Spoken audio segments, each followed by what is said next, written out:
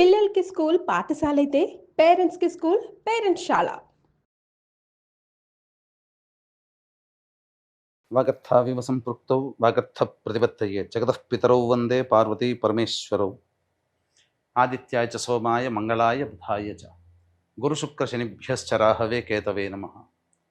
శృంగేరి జగద్గురు పీఠాధిపతులకి కంచి పీఠాధిపతులకి నమస్కారములు తెలియచేసుకుంటూ కార్యక్రమాన్ని ప్రారంభిద్దాం. జూలై నెల 16వ తారీఖు నుంచి 31వ తారీఖు వరకు ద్వాదశ రాశుల వారికి సంబంధించినటువంటి శుభ అశుభ ఫలితాలు, ఏ రోజుల్లో మానసికంగా ఆనందంగా ఉంటారు, ఏ రోజుల్లో అసంతృప్తి ఆందోళనతో ఉంటారు, అలాగే ఏ రోజుల్లో ఖర్చులు ఎక్కువగా ఉంటాయి, ఏ రోజుల్లో ఆదాయ మార్గాలు ఎక్కువగా ఉంటాయి, ఉద్యోగ సమస్యలు, ఇలాంటి వివరాల గురించి క్లుప్తముగా తెలియజేసే ప్రయత్నం చేస్తాను.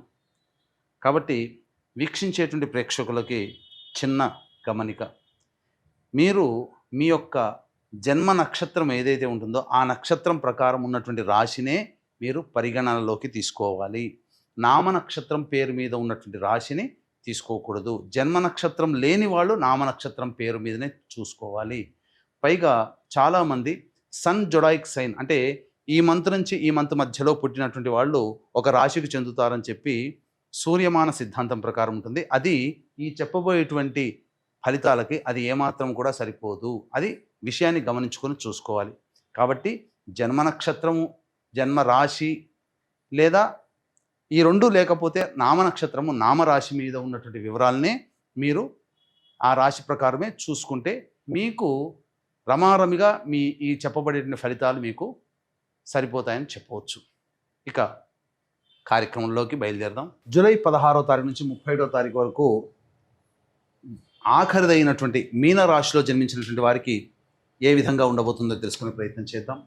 ఈ యొక్క మీనరాశిలో జన్మించినటువంటి వారికి గురువు అనుకూలంగా లేడు. రాష్ట్రాధిపతి అయినటువంటి గురువు అనుకూలంగా లేని కారణం, ఈ కారణం చేత అనవసరమైనటువంటి ప్రయాణాలు కానీ వృధా ఖర్చులు కానీ ఎక్కువగా ఉంటాయి. అలాగే చేస్తున్నటువంటి వృత్తి ఉద్యోగ వ్యాపారాల్లో కాస్త ఆందోళనగా ఉంటుంది. ఆరోగ్యం పట్ల శ్రద్ధ వహించాలి. ఇండైజెషన్ ప్రాబ్లమ్స్ ఉండే అవకాశం ఉంటుందని చెప్పవచ్చు. అలాగే వృధా ప్రయాణాలు, పీడకలలు వచ్చే అవకాశం గోచరమవుతుంది. ఇక రవి యొక్క సంచార ప్రభావము, అలాగే బుధుడు కూడా అనుకూలంగా లేని కారణం చేస్తున్నటువంటి వృత్తి ఉద్యోగాల్లో ఆందోళనగా ఉంటుంది. సంతానం యొక్క ఆరోగ్య పరిస్థితి పట్ల జాగ్రత్తలు పాటించాల్సినటువంటి పరిస్థితి ఈ గ్రహాల ప్రభావం వలన. అయితే కుజకేతువులు అనుకూలంగా ఉండడం ఈ కారణం చేత మంచి శుభమైనటువంటి పరిస్థితిలో ఉంటారు. ధైర్యంగా ప్రత్యర్థుల మీద మీదే విజయం అనేటువంటిది ఉంటుంది. ఇప్పటి వరకు మిమ్మల్ని ఇబ్బంది పెడుతున్నటువంటి ప్రత్యర్థులపై విజయాన్ని సాధిస్తారు. కోర్టు సంబంధమైన విషయాల్లో మీదే పైచేయిగా ఉంటుందని చెప్పవచ్చు. ఇక రాహు ప్రభావం, జన్మశని ప్రభావము అనుకూలంగా లేని కారణం చేత కొంత ఇబ్బందికర పరిస్థితులు అనేటువంటివి ఎదుర్కోక తప్పదు. పనులన్నీ కూడా నత్తనడక నడిచే అవకాశం ఉంటుంది. అయితే శుక్రుడు అనుకూలంగా ఉన్నటువంటి కారణం చేత దంపతుల మధ్య ఉన్న విభేదాలు కానీ, భాగస్వామ్య వ్యాపారాల మధ్య ఉన్న విభేదాలు కానీ కొలిక్కి వస్తాయి. నూతన వ్యక్తులు పరిచయం అవుతారు. అన్ని విధాలుగా ఆనందదాయకంగా ఉంటుంది. తర్వాత చెప్పొచ్చేది ఏమిటంటే రవి, బుధుడు మరియు శని, రాహు ఈ గ్రహాల కలయిక, అలాగే గురువు కూడా, ఈ గ్రహాలు అనుకూలంగా లేని కారణం చేత కొంత ఇబ్బందికర పరిస్థితులు. శుక్రుడు, కుజుడు, కేతువు సంపూర్ణంగా యోగిస్తూ ఉండడం మంచి శుభ పరిణామంగా చెప్పవచ్చు. ఇక ఈ రాశిలో జన్మించినటువంటి వారికి వివాహ సంబంధమైనటువంటి విషయాల్లో కాస్త ఇబ్బందికర పరిస్థితులు అనేటువంటివి ఉంటాయి. కాబట్టి జాగ్రత్తలు పాటించండి. అలాగే కోరుకున్న జీవిత భాగస్వామి కానీ, కోరుకున్న వ్యాపార భాగస్వామి కానీ మనకు లభించలేకపోయారనే బాధ ఎక్కువగా ఉంటుంది. అయితే ఈ రాశిలో జన్మించినటువంటి వారికి ప్రధానంగా గర్భవతులు వైద్యుల యొక్క సలహాలు, సూచనలు పాటించాలి. అలాగే గర్భధారణకి సంబంధించి చూసేటువంటి దంపతులు కాస్త వాయిదా వేసుకోవడం మంచిది, ఎందుకంటే సమయం అనుకూలంగా లేదు కాబట్టి. ఇక విద్యార్థులైతే చాలా కష్టపడితే కానీ మంచి ఫలితాలు పొందలేకపోతారు. కోరుకున్నటువంటి యూనివర్సిటీలో కానీ, కాలేజీలో కానీ ప్రవేశం లభించాలి అని అంటే కాస్త దైవానుగ్రహం పొందే ప్రయత్నం చేయండి. సమస్యాత్మకంగానే విద్యార్థులకు ఉందని చెప్పవచ్చు. తర్వాత మిశ్రమమైనటువంటి ఫలితాలు ఈ యొక్క మీనరాశిలో జన్మించినటువంటి వారు పొందుతారు. ఇక ఈ మీనరాశిలో జన్మించినటువంటి మహిళలకి గౌరవ మర్యాదలకి లోటు ఉండదు, కానీ వృధా ప్రయాణాలు, అనవసరమైన బాధ్యతలు, అలాగే ధనపరంగా ఖర్చులు అధికంగా ఉండడం, ఇవన్నీ కూడా మీకు నష్టాన్ని కలగజేస్తున్న గౌరవ మర్యాదల విషయంలో మాత్రం మీకు ఏమాత్రం లోటు ఉండదు కాబట్టి మంచిగానే ఉంటుంది. ధనపరమైన విషయాల్లో జాగ్రత్తలు పాటించండి. ఎవరికి కూడాను అప్పుగా ఇవ్వకుండా ఉండడమే చాలా మేలు అనేటువంటి విషయాన్ని ఈ రాశిలో జన్మించినటువంటి మహిళలు గుర్తించాలి. ఇక రోజువారీ కార్యక్రమాల్లో 16 నుంచి 37వ తారీఖు వరకు ఆదాయము, ఖర్చు, సుఖము, దుఃఖము లాంటివి ఎలా ఉంటాయో తెలుసుకునే ప్రయత్నం చేద్దాం. ఇక 16, 17 తారీఖుల్లో పెండింగ్లో ఉన్నటువంటి పనులను పూర్తి చేసుకుంటారు.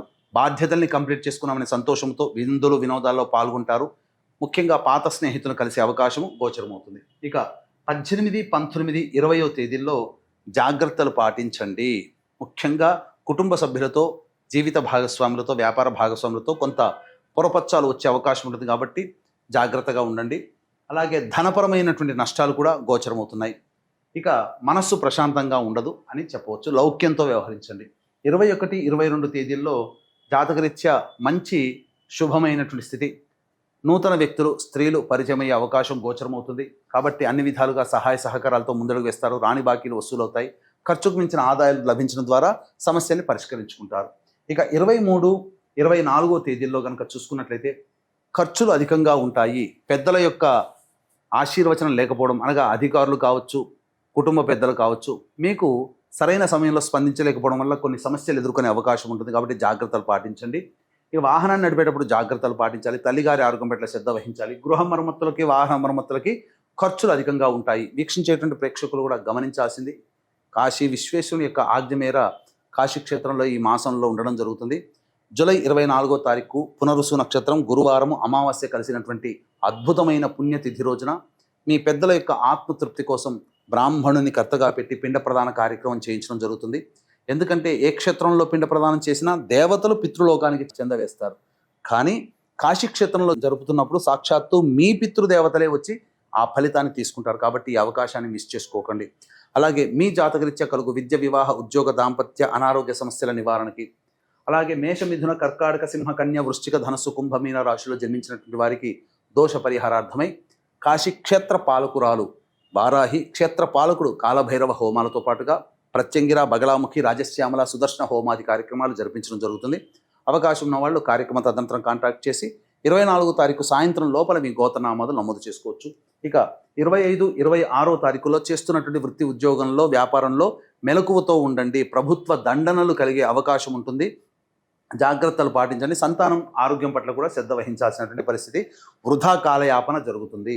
ఇక 27, 28, 29, 30, 31 ఈ రోజుల్లో మీకు అనుకూలంగా ఉంటుంది. అన్ని విధాలుగా సహాయ సహకారాలు ఉంటాయి. రావాల్సిన రాని బాకీలు వసూలవుతాయి. విందులు వినోదాలు కుటుంబ సభ్యులతో ఆనందంగా గడుపుతారు. స్నేహితులతో ఆనందంగా ఉంటారు. ఖర్చుకు మించిన ఆదాయం లభించడం ద్వారా అన్ని విధాలుగా శుభంగా ఉంటారని చెప్పవచ్చు. ఏ తర్వాత చెప్పొచ్చేది ఏమిటంటే మీకు ప్రధానంగా ఇటు శని, రాహువు, అలాగే రవి, బుధుల యొక్క అనుగ్రహం లేని కారణం చేత ప్రతిరోజు రావి చెట్టు చుట్టూ నారాయణాయ నమః అంటూ 27 ప్రదక్షిణలు చేయడం, లేదా తులసి చెట్టు దగ్గర ఆవు నేతితో దీపారాధన చేసి విష్ణు సహస్రనామ పారాయణం చేయండి. అవకాశం దొరికినప్పుడల్లా సమస్యలు చాలా మటుకు తగ్గుముఖం పడతాయి. ఇప్పుడు చెప్పినటువంటి వాటికంటే ఇంకా ఎక్కువగా సమస్యలు ఎదుర్కొంటే దగ్గరలోని మంచి ఉపాసనా పరులైనటువంటి జ్యోతిషుల్ని సంప్రదించి వారి సలహాలు, సూచనలు పాటించండి. పితృదేవత అనుగ్రహం కోసం కాశీ క్షేత్రంలో జూలై 24వ తేదీన జరిగే పిండ ప్రదాన కార్యక్రమంలో, అలాగే రాత్రిపూట జరిగే సర్వదోష నివారణ పూజలు, హోమాలు జూలై 24వ తేదీన జరిగేటువంటి కార్యక్రమంలో మీ గోత్రనామాలు నమోదు చేసుకోవచ్చు. సర్వం శ్రీ ఉమామహేశ్వర పరబ్రహ్మార్పణమస్తు.